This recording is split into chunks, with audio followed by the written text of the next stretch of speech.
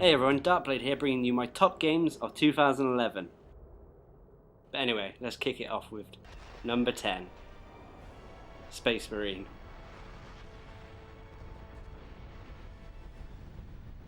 Now published by THQ, Space Marine was released in the early half of September 2011.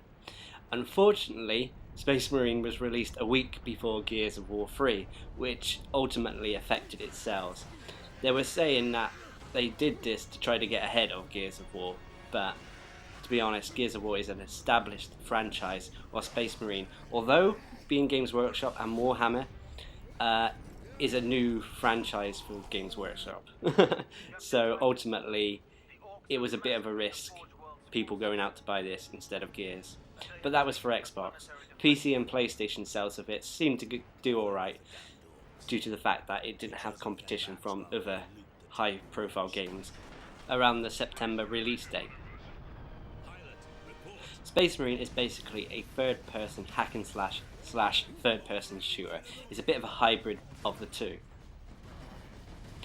It involves you pretty much running around the level, hacking and slashing, shooting and maiming countless enemies.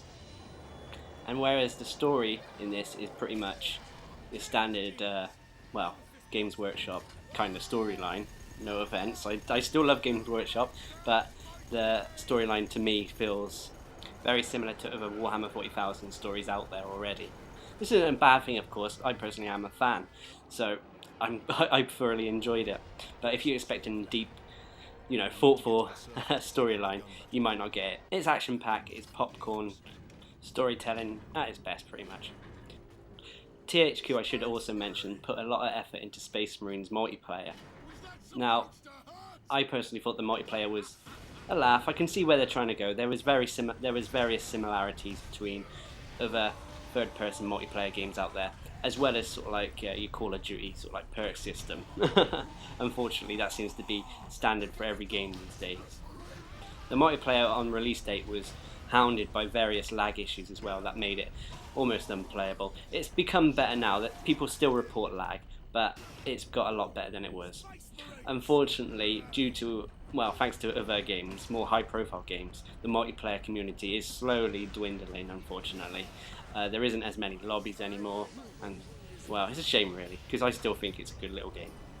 Now, I must say that I really got frustrated with some of the trophies in this. I know I'm a little bit of a trophy whore sometimes, but yeah, I got a bit pissed off with some of them, especially Keeper of the Armory.